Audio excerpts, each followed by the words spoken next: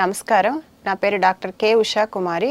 నేను ఉద్యాన కళాశాల వెంకటరామన్నగూడెం డాక్టర్ వైఎస్ఆర్ ఉద్యాన విశ్వవిద్యాలయంలో కూరగాయల శాస్త్ర విభాగంలో అసోసియేట్ ప్రొఫెసర్గా పనిచేస్తున్నాను.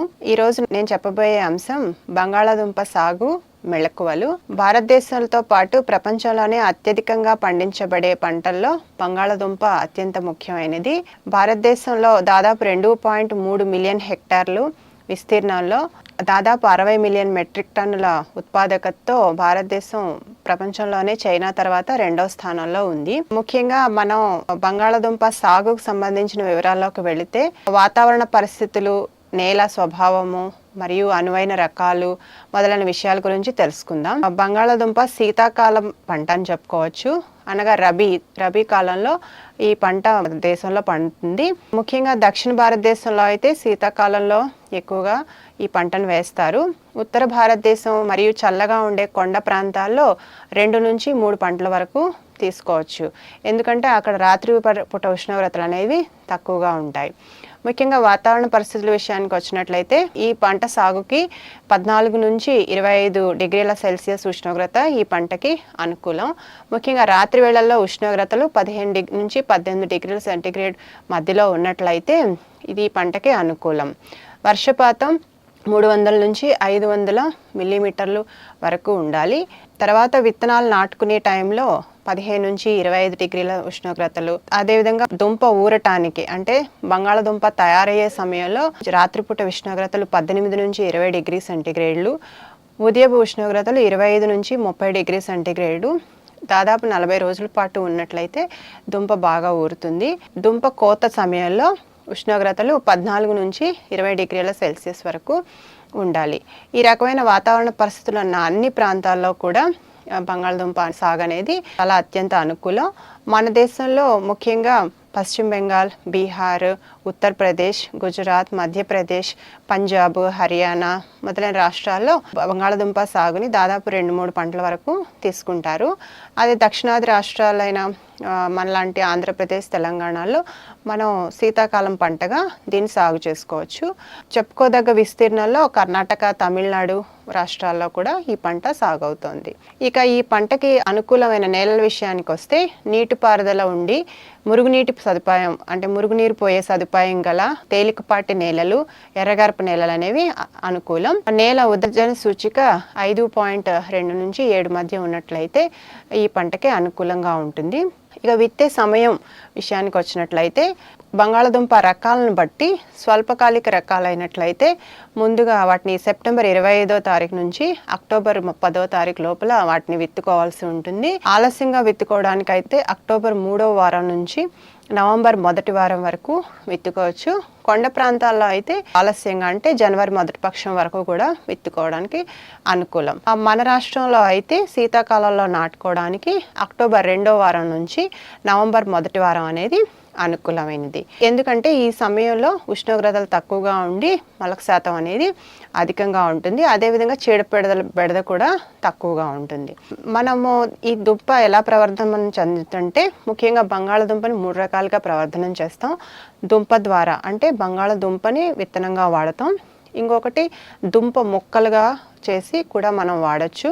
3వ రకం విత్తనం ద్వారా కూడా దీన్ని ప్రవర్ధనం చేయొచ్చు. కానీ వాణిజ్యపరంగా మనం ఈ పంటను పండించే టైంలో ముఖ్యంగా దుంపను మాత్రమే విత్తనంగా వాడుతూ ఉంటాం.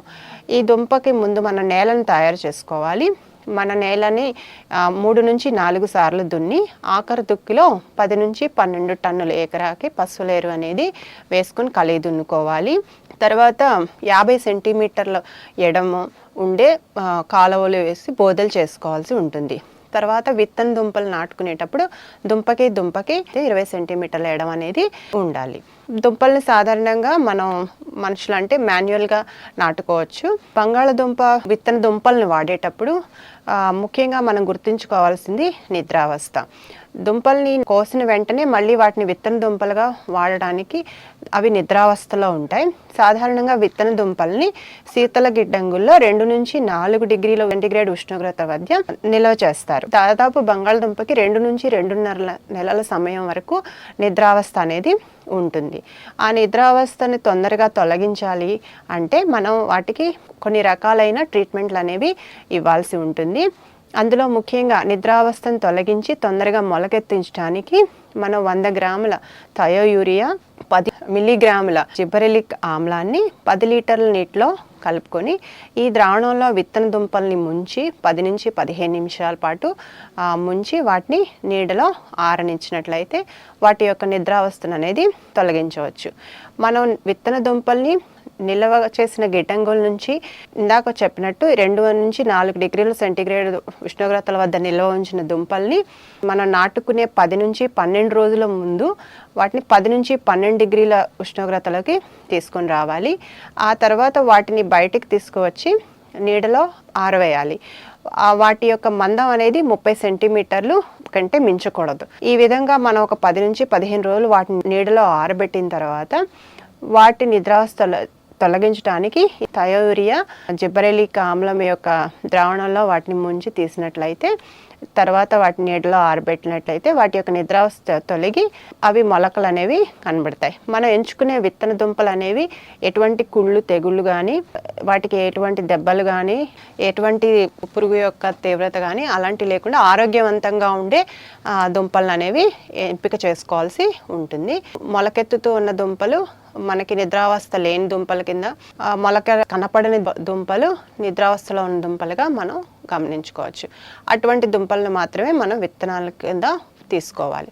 విత్తన దుంపల్ని మనం విత్తనంగా వాడుకుంటాం. కొన్ని సందర్భాల్లో విత్తన దుంపలు పెద్దగా అంటే 85 mm కంటే ఎక్కువగా ఉండి 40 నుంచి 50 గ్రాముల సైజు ఉన్న దుంపలు ఉన్నట్టయితే వాటిని ముక్కలుగా కోసి మనం విత్తనంగా వాడుకోవచ్చు.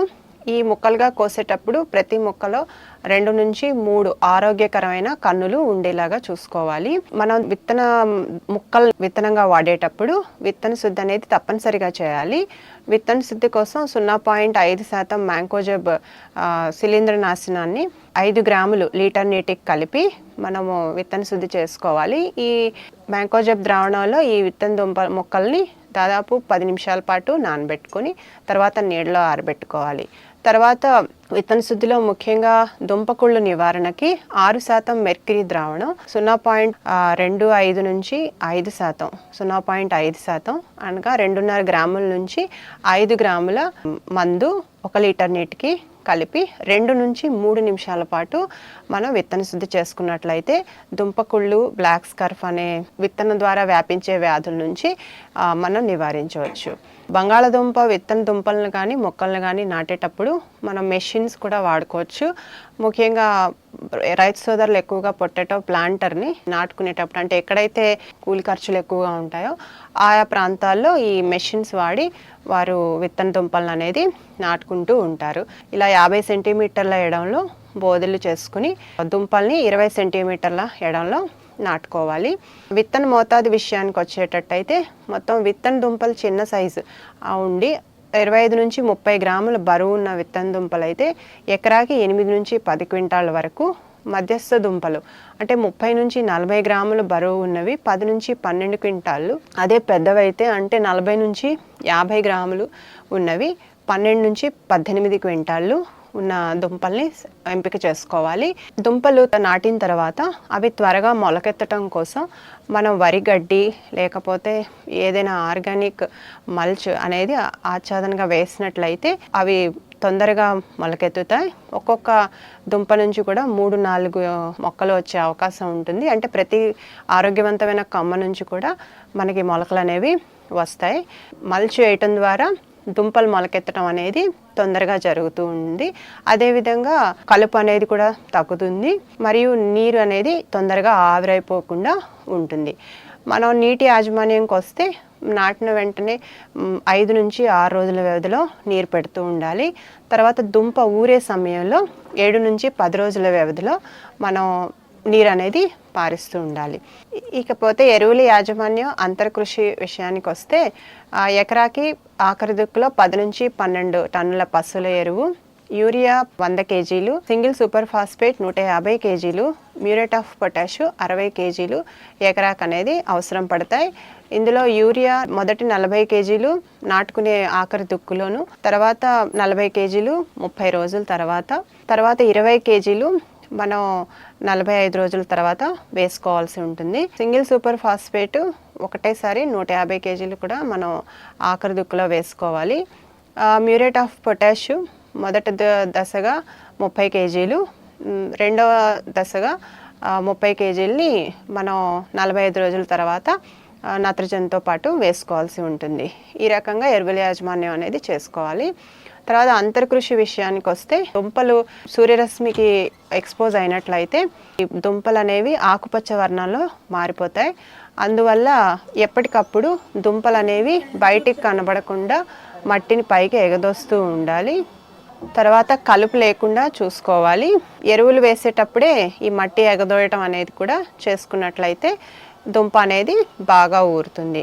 మనం నాటిన 35 నుంచి 40 రోజుల నుంచి 50 రోజుల వరకు కూడా దుంప వృద్ధి అనేది అధికంగా ఉంటుంది. కాబట్టి ఈ సమయంలో నీటి ఎద్దడి కానీ లేకపోతే కలుపు లేకుండా చూసుకోవాల్సి ఉంటుంది. ఇకపోతే మధ్యకాలిక రకాలైతే దాదాపు 80 రోజుల నుంచి 90 రోజుల్లో కోతకు వస్తాయి. స్వల్పకాలిక రకాలైతే 70 నుంచి 80 రోజుల్లో కోతకు వస్తాయి.